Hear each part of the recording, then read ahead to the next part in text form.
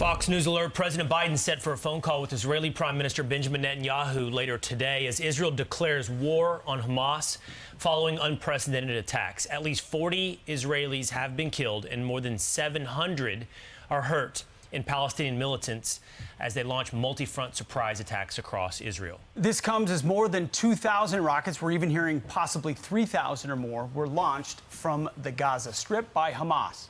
Trey Yinks telling us earlier that Israelis, both dead and alive, are being taken into Gaza as hostages.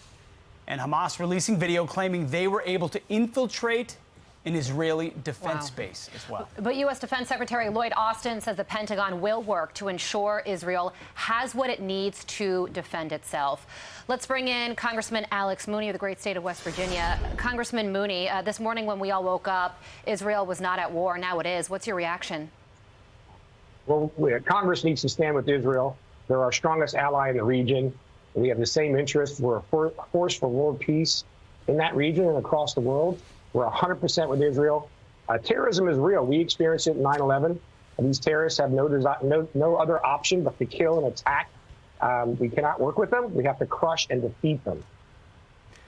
You know, it seems an attack of this scale would not have happened without the support and certainly the approval of Iran. Hamas is, although a Sunni organization, is completely intertwined with the state of Iran and depended upon their resources in order to amass the types of rockets that they have. So how big of a role is Iran in this?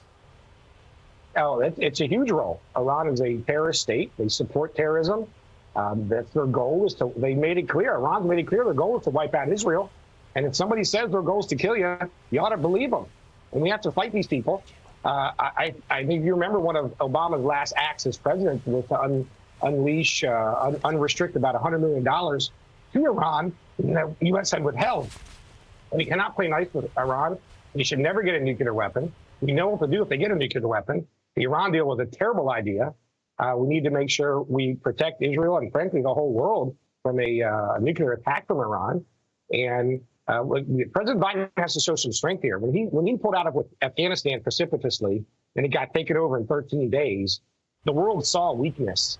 And then Russia invaded Ukraine, and now you have an attack on Israel. We have to stand together and show strength in foreign policy and stand with our allies, not try to play nice with people who want to kill you. And what does that mean today, Congressman? Stand strong, stand with our allies. What does that mean from the perspective of the United States?